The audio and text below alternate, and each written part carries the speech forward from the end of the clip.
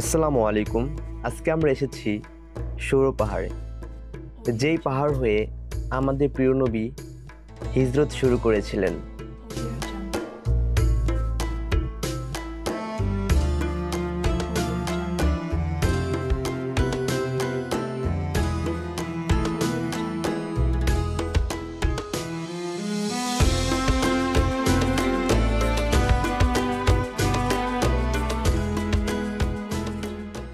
হিজরতের সময় মক্কার কুরাইশরা নবীকে হত্যা করার পরিকল্পনা করেছিলেন।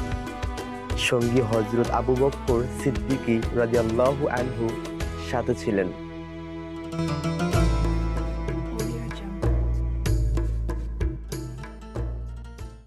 আমাদের প্রিয় নবী হযরত মুহাম্মদ সাল্লাল্লাহু আলাইহি ওয়াসাল্লাম মক্কা থেকে মদিনায় হিজরত করলেন।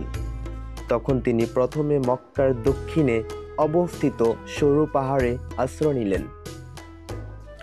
হযরত আবু বকর সিদ্দিক রাদিয়াল্লাহু আনহু তার সঙ্গী ছিলেন। তারা সেখানে 3 দিন অবস্থান করলেন, যাতে কুরাইশদের চোখে না পড়েন।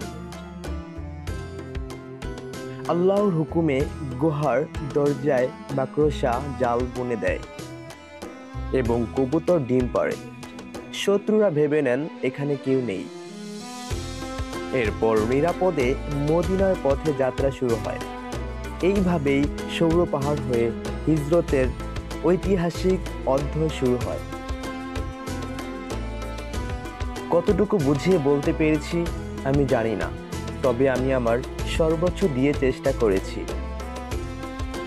তবে হ্যাঁ, আলহামদুলিল্লাহ, আল্লাহ সুবহানাহু ওয়া তাআলা আমাকে এই সৌর পাহাড়ে আসার তৌফিক দান করেছেন।